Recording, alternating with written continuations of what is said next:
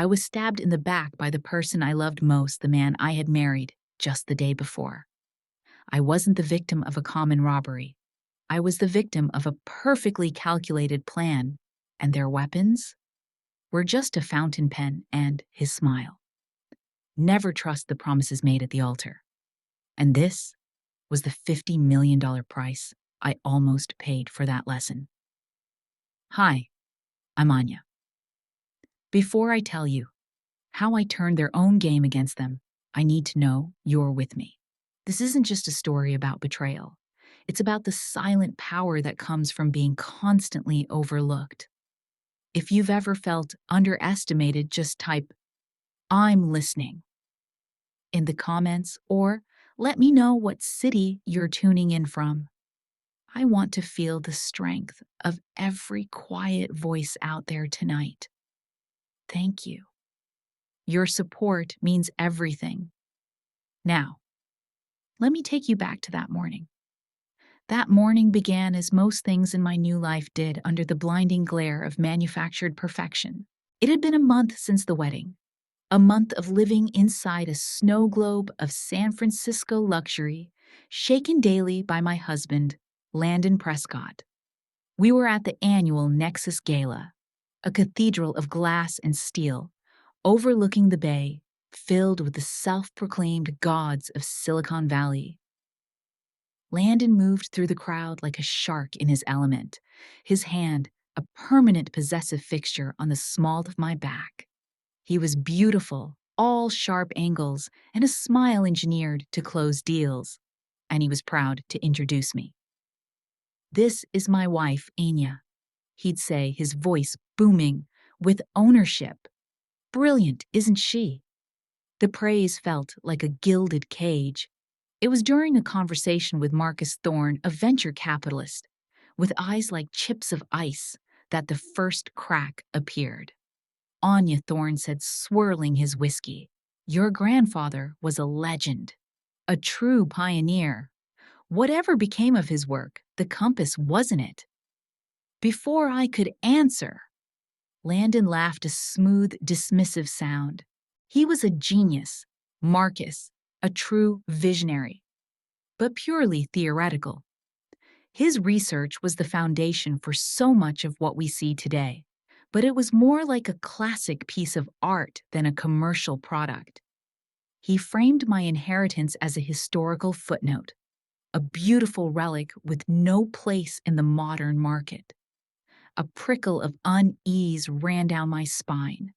It was a subtle diminishment, a public downplaying of my legacy. But I smiled, attributing it to a husband's modesty on behalf of his wife, and let the moment pass. We returned late to the penthouse, the city lights, a glittering carpet below us. As the elevator doors opened, I stopped. Our home was no longer our own. The minimalist space we'd curated together had been transformed into a modern art gallery. Stark canvases and twisted metal sculptures now occupied every wall, every corner. Landon beamed. Mom's wedding gift, she had it all installed today. She said our living space should be an inspiration. It felt like an invasion. My breath caught in my chest as I walked through the rooms, my own wedding photos now dwarfed by abstract splashes of color. I noticed a small plaque beside each piece bearing the logo of a high-end art security firm. "Standard for pieces of this value," Honey, Landon explained breezily. "For insurance and conservation." It didn't feel like conservation. It felt like surveillance.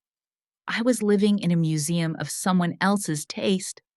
He led me to the largest piece, a chaotic swirl of black and gray paint.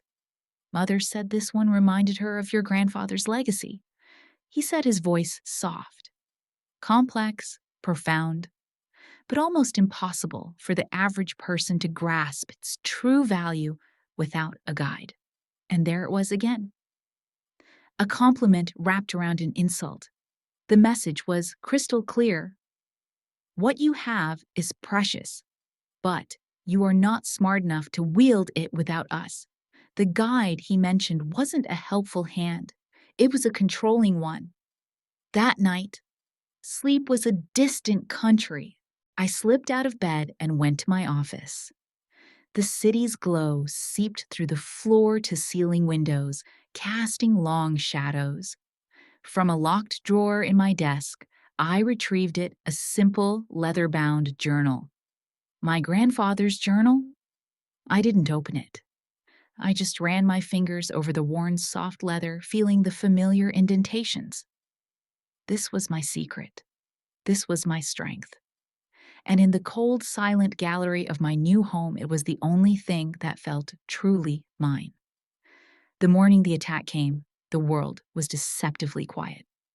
Landon kissed me goodbye, his lips cool. "Big meeting today, honey. Out-of-town partners. I'll be late." The door clicked shut, leaving me in a silence that felt heavy, expectant. An hour later, the doorbell chimed. It was Meredith Prescott, radiating a warmth that never quite reached her eyes. She held a box of pastries from the city's most exclusive bakery. "I was in the neighborhood, darling," she chirped, "and just had to pop in and see my favorite girl." But she wasn't alone. A tall man in a severe dark suit stood just behind her, his face a blank mask, a leather portfolio clutched in his hand. The notary. My blood ran cold. Meredith swept into the living room, placing the pastries on the coffee table, as if this were a casual morning visit. "Now, darling," she said, her voice as smooth as syrup, "just a little family business. A small formality, really." She took the portfolio from the notary and placed it in front of me. The leather was cool to the touch. It was titled, "Family Enterprise Agreement." "This is just a little something our lawyers drafted up to protect you," she explained sweetly.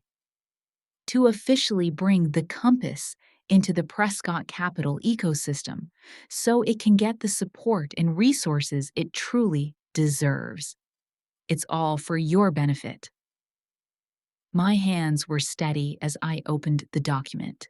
I scanned the dense legal text, the words blurring together until I found what I was looking for. I pointed to a specific sentence. Clause 4B. I said, my voice even. "It says here, to consolidate all related intellectual property into the family's joint trust. Doesn't that mean the ownership would no longer be solely mine?" For a fraction of a second, Meredith's smile faltered. A flicker of irritation crossed her face before it was replaced by practiced patience. "Oh, don't you worry your pretty little head about that," she purred. "That's just legal jargon for tax optimization." It was all the confirmation I needed. In that moment of peak tension, my phone rang shrill in the quiet room. Landon's name flashed on the screen. A wave of hope, foolish and desperate, washed over me. "He'll put a stop to this." I answered, my voice tight. "Landon." His voice was bright, cheerful, utterly carefree. "Hey, babe. Mom just called, said she was swinging by your place with some paperwork. Isn't she the best? She's just trying to help us build our future. Don't overthink it, okay? Just sign it and make her happy. This is for us." The hope shattered, turning to ice in my veins. It wasn't a guess. It was a fact. He knew. He wasn't in a meeting. He was out there, somewhere close waiting, coordinating this pincer movement with his mother. The sense of betrayal was absolute, a physical blow that knocked the air from my lungs. I looked up from the phone, meeting Meredith's expectant gaze. I slowly placed the agreement back on the table. I think I said, my voice polite but forged in steel, "A document this important deserves a review from my own lawyer first. Thank you for your concern, Meredith." The mask of sweetness dissolved from her face, leaving behind a cold, appraising stare. She had miscalculated. She stood up, her movements stiff with anger. Without another word, she turned to leave. But she left the fountain pen behind its cap, off resting on the signature line of the contract. It wasn't an oversight. It was a threat. I will be back to finish this. That evening, Landon came home acting as if nothing had happened. He kissed my cheek, complained about his terrible meeting, and asked what I wanted for dinner. I played along. I was the dutiful wife. I asked about his day. I didn't scream. I didn't cry. I didn't confront him. Our penthouse, once a symbol of our new life, became a silent, frigid battlefield. My silence was no longer passive. It was a strategy. As I hung up his suit jacket later that night, a small piece of paper fell from the inside pocket. A receipt. From a coffee shop across the street from Meredith's downtown office. Time-stamped 10:15 a.m. The first piece of hard evidence. The first crack in his perfect lie. The walls of the apartment felt like they were closing in. I needed air. I needed sanctuary. I got in my car and drove, leaving the glittering city behind, heading to an anonymous high-security storage facility in the suburbs. I entered my code, placed my thumb on the scanner, and a heavy metal door slid open. Inside was a single room, climate-controlled and starkly lit. In the center stood a single, obsolete server rack, my grandfather's original machine. The vault, my only truly safe place. Away from the prying eyes I now imagined everywhere I finally opened his journal. My eyes fell upon a passage he had written years ago. Some people will see a garden and only think of the harvest. They will do anything to pick the fruit, but they will never care for the soil. But the soil, Anya, is what makes the fruit sweet. Never let a thief touch the roots. His words, written long ago, were a prophecy for this very moment. They strengthened my resolve. I knew what I had to protect. It wasn't just a company. It was the roots, the very soul of his life's work. As I was locking up to leave, my phone buzzed with an email notification. It was from the art security company. My heart stopped. Subject: guest access granted. Message: remote monitoring access for the collection at your address has been granted to the account M. Prescott. This action was authorized by the primary administrator, L. Prescott. Landon. He had just given his mother a digital key to my home. The paintings weren't just decorations, they were eyes and ears. The invasion was complete. My home, my marriage, my life, none of it was safe. The gilded cage had been locked, and the walls were now listening. Panic is a fire. It burns reason to ash. Standing in the sterile, refrigerated air of that storage facility, the email's cold words glowing on my phone, I felt the lick of that fire. Landon had given his mother the digital keys to my home, to my life. I was exposed, a specimen in a jar, but then a lifetime of my grandfather's lessons. Lessons in observation, in patience, in seeing the map before the terrain rushed in, like a tidal wave dousing the flames. The fire died, replaced by a glacial calm. I didn't go home. Home was no longer a sanctuary. It was the stage. My first move had to be made off stage.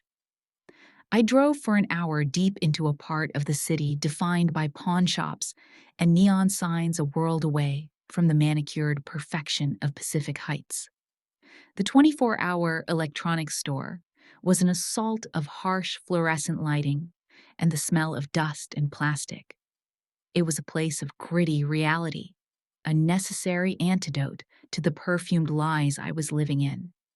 There, I bought my new arsenal, a cheap, untraceable burner phone that couldn't do anything but call and text, and a voice-activated audio recorder no bigger than a paperclip. As the cashier dropped them into a flimsy plastic bag, I felt a shift inside me. The part of me that was a wife trusting and hopeful receded. The part of me that was my grandfather's heir, a strategist, took control. Back in the penthouse, the performance began. The art on the walls seemed to watch me, their silent, abstract faces the eyes of my enemy. I picked up my iPhone, the one I had to assume was a listening device, and dialed my sister Maya. I let my voice tremble, pitching it just high enough to carry. The sobs I summoned felt shockingly real, dredged up from the genuine grief of my shattered marriage. I don't know what to do, I wailed, pacing back and forth in front of a particularly grim sculpture. Landon is a stranger, Maya. He's so cold. And Meredith, she's everywhere. It's like she's trying to erase me, to remake me into some Prescott doll. I feel like I'm losing my mind. I was feeding the beast exactly what it expected, the narrative of a fragile, hysterical woman cracking under pressure. Let them think they were winning. The next morning, I used the burner phone. I stood on a windy street corner, the noise of the city, a welcome shield, and dialed a number I hadn't called in years. Mr. Finch, please. This is Anya Sharma. Alistair Finch was a relic from another era, a lawyer whose loyalty was not to the highest bidder, but to the memory of the man who had been his friend. We met in the law library of his alma mater, a cavernous room that smelled of old paper and quiet dignity. He was a small man with sharp, intelligent eyes that seemed to see right through me. I laid out the whole story from the notary to the email. He listened without a single interruption. His hand steepled, his expression unreadable. The $50 million valuation is not an exaggeration, Anya, he said when I finished, his voice a low, steady rumble. In the right hands with the journal as its key. The compass isn't just software. It's a paradigm shift. Your grandfather used to say it could map the human heart.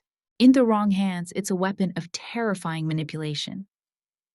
He paused, his eyes locking onto mine. He worried about this constantly. He once told me, Alistair, the vultures will always circle what's valuable. They won't come with guns. They'll come with contracts and smiles. The accuracy of the prediction sent a chill through me. There's a clause in his trust. Mr. Finch continued, a failsafe. It states that if your marital partner is found to have used undue influence or legal duress to gain control of his assets, an immediate and hostile review of the marital contract is triggered by the board. It could protect you completely. Meredith's visit, I said, hope rising. The contract she brought, that's proof. He shook his head slowly, the disappointment evident on his face. It's not enough. It's circumstantial. They'll paint it as the overzealous concern of a mother-in-law. A good lawyer could argue she was trying to help you integrate into the family. We need something undeniable, Anya. Something that shows clear, malicious intent to defraud. We don't just need to show the court a knife. We need to show them the bloody fingerprints all over it. I understood then. This was a chess game. I couldn't just defend my king. I had to set a trap that would force their queen out into the open. That night, I set the bait. I walked into my home office acutely aware of the silent technological eyes that followed me. I, accidentally, left my grandfather's journal on the desk, open to a page where he had written a sentimental anecdote about my childhood. Let them see it. Let them think the prize was just sitting there, waiting to be taken. Later that night, I saw Landon walk into the office, pick up the journal, and flip through it, a flicker of something curiosity, greed in his eyes, before he set it down.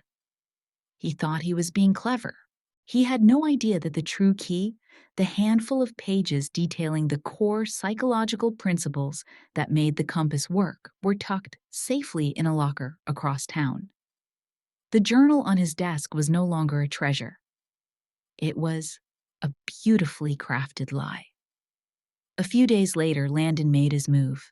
It wasn't the aggressive, dismissive Landon I had come to expect. This was a different person entirely. He found me on the balcony overlooking the bay, his face a mask of anguish. His performance was Oscar-worthy. "I have to tell you something." He began, his voice thick with an emotion that felt chillingly real. He confessed everything about his mother's visit, not as a collaborator, but as a hostage. "I was a coward, Anya," he whispered, his eyes welling with tears. He told me a story of a childhood spent under Meredith's oppressive thumb, of a lifetime of psychological manipulation. "I was trying to manage her, to protect you by placating her. I thought I could control it, but I failed. And I let you get caught in the crossfire. I am so, so sorry." Every rational instinct screamed that it was a lie. The coffee shop receipt, the coordinated phone call. But the man in front of me was so convincing, his pain so seemingly authentic, that my heart warred with my head. To prove his sincerity, he handed me a thin file.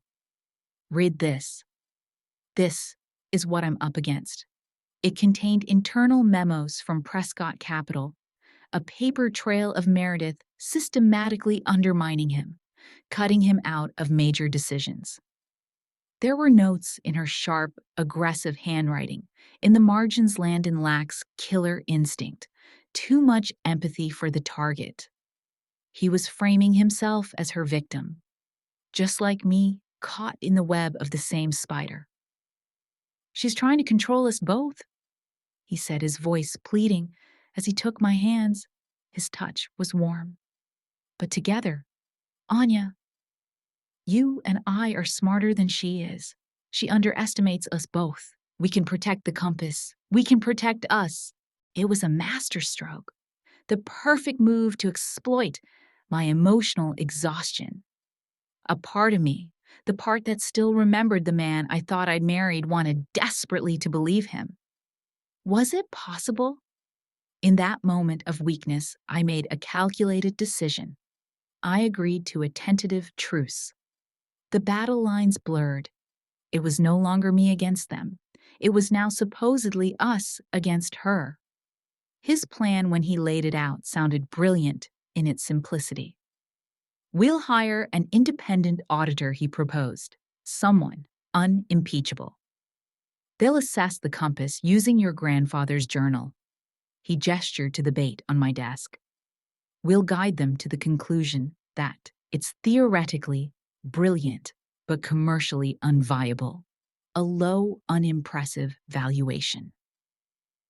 When my mother sees the official report that it's not the gold mine she thinks it is, she'll lose interest. She'll move on to her next target."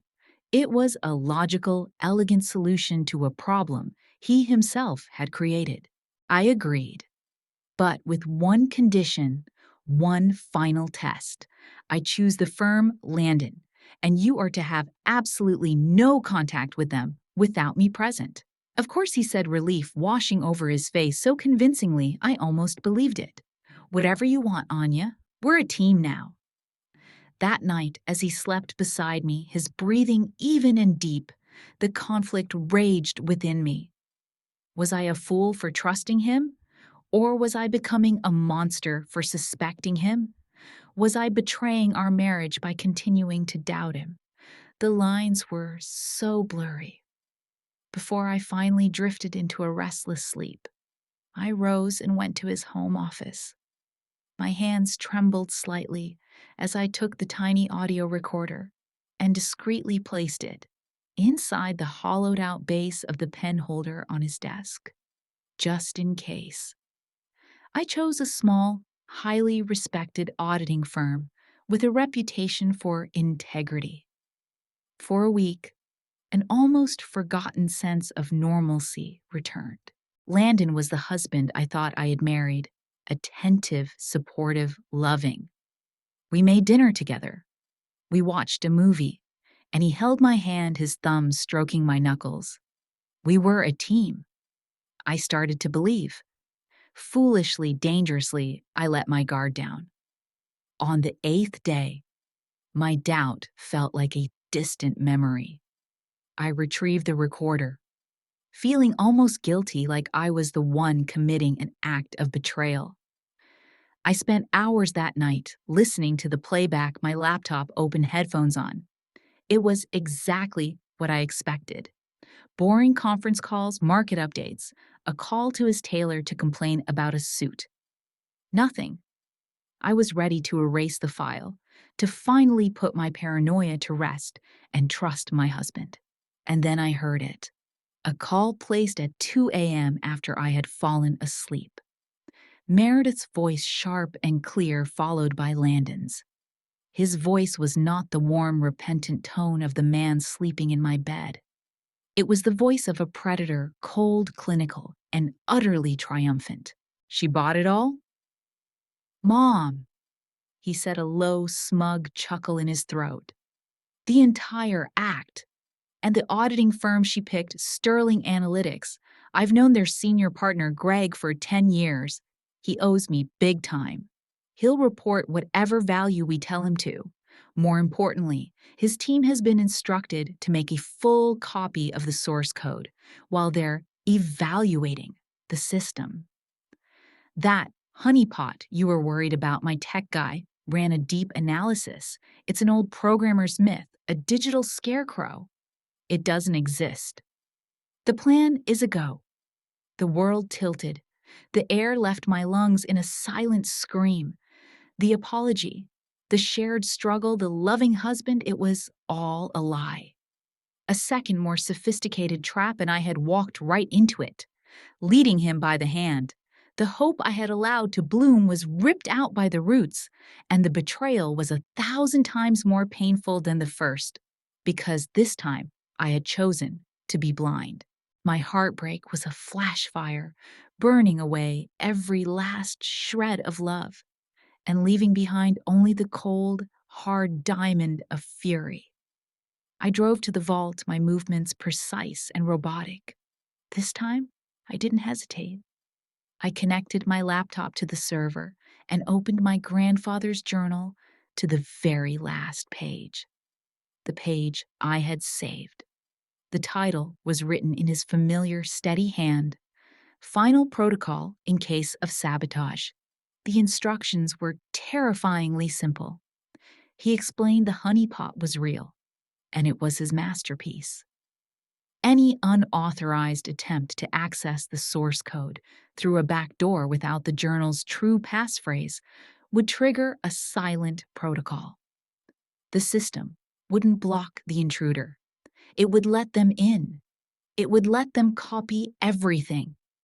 But as it did, it would begin to methodically, silently delete one essential file of the core code every single hour.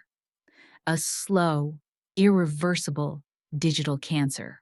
At the same time, an unforgeable time-stamped log of the intrusion, including the intruder's IP address, and every command they typed would be sent to a secure, encrypted server managed by Mr. Finch.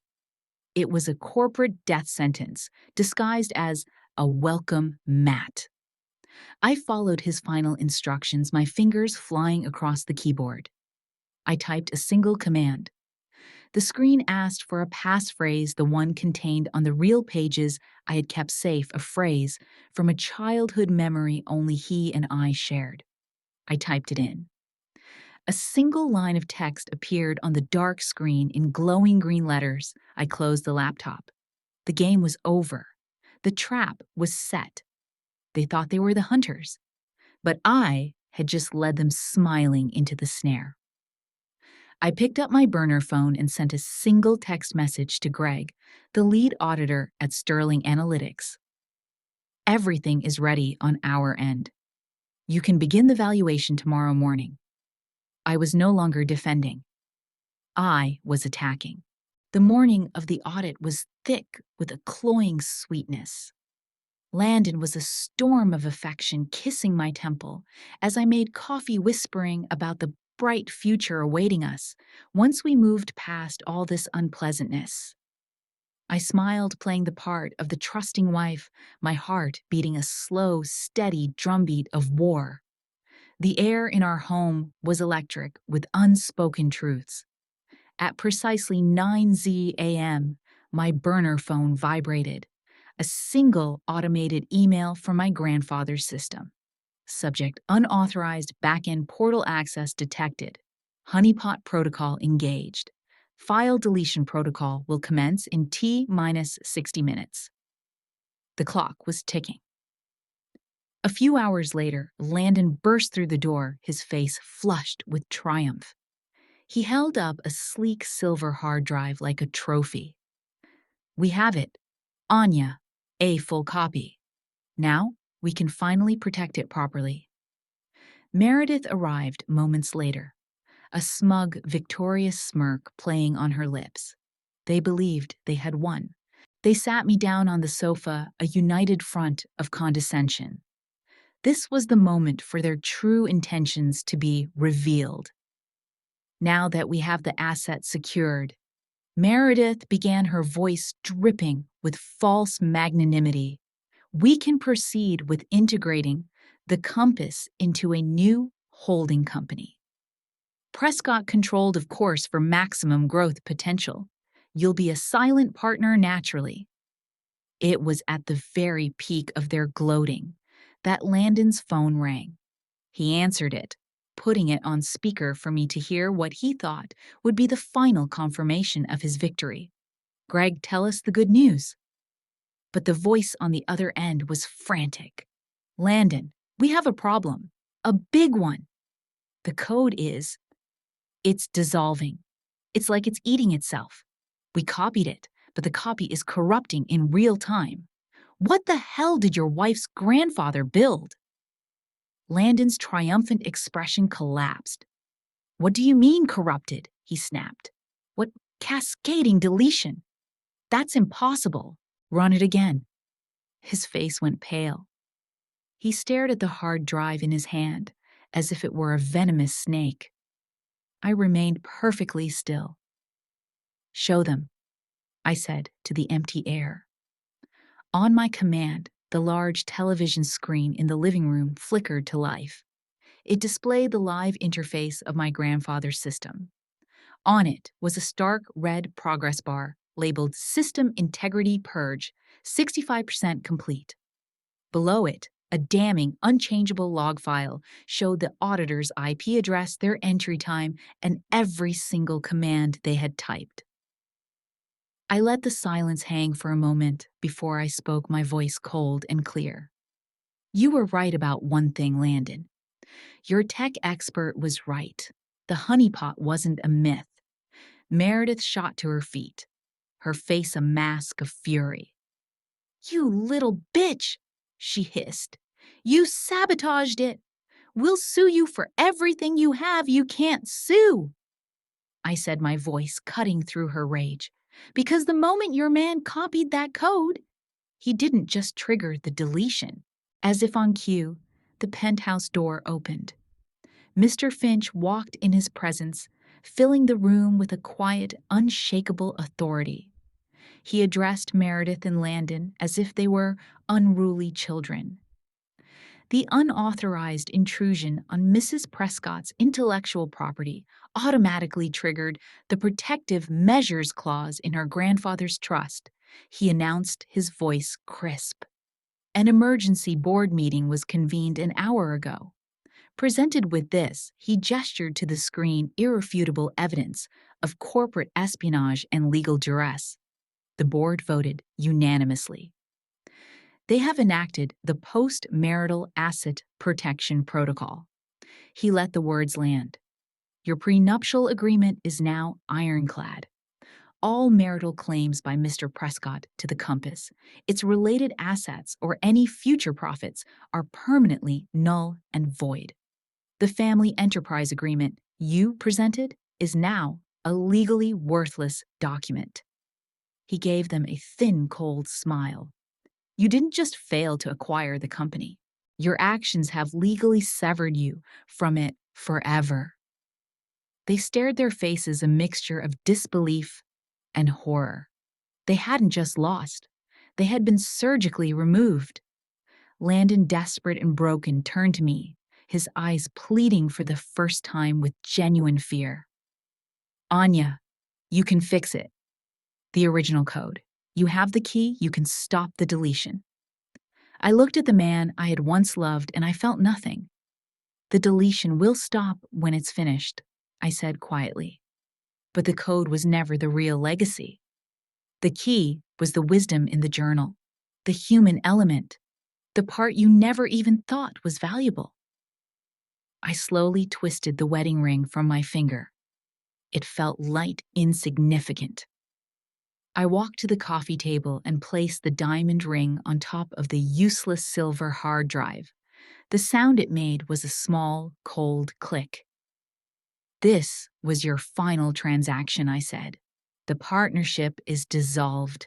I turned and walked out of the room, out of the penthouse, out of that life, leaving them alone with their worthless copy and the ruins of their own greed. 6 months later, the world was a different place. The divorce was finalized in quiet anonymity. Prescott Capital Ventures, however, was not so lucky.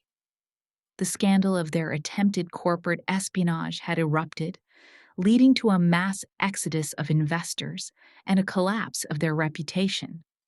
They had become a cautionary tale in the valley. My world, in contrast, had become brighter. I stood in a sunlit, open-plan office in a modest building south of Market Street, the new headquarters of a reborn The Compass. With Mr. Finch's help, I had restored the source code from a secure off-site backup my grandfather had wisely established years ago. But I wasn't preparing for an IPO. Instead, I was standing at a podium facing a small crowd of journalists and nonprofit leaders. I was announcing the launch of the Sharma Foundation for Human-Centered Technology. The compass was never meant to be a tool to predict market trends for corporate gain, I explained. It was meant to be a tool to understand human needs, to find the patterns in our pain and our joy. The Foundation's first act was to release a powerful, streamlined version of the compass for free to a select group of nonprofits and crisis hotlines. It would help them identify at-risk individuals, understand community needs, and allocate their resources more effectively. I had chosen to protect the soil, not just to harvest the fruit. A few weeks after the launch, I ran into Landon. It was unplanned, unexpected. I was grabbing a coffee at a small cafe downtown. He looked diminished. His expensive suit hung loosely on his frame, the arrogant swagger gone, replaced by a weary hollowness. He hesitated, then approached my table. I saw the announcement, he said, his voice flat. Congratulations. He looked at me, a question in his tired eyes. Was it worth it, burning everything to the ground? I took a slow sip of my coffee, looked at him, and felt not anger, not pity, but a profound sense of distance. I didn't burn anything down, Landon, I said calmly. I just protected what was real. You were the one who was chasing a copy. That was it. There was no grand confrontation, no dramatic forgiveness. He simply nodded, a man finally confronting a truth he couldn't spin, and walked away. He was irrelevant. The ghost was gone. That evening, I drove up to the Marin Headlands and watched the sunset behind the Golden Gate Bridge, the compass for so many journeys. The wind was cool and clean in my hair.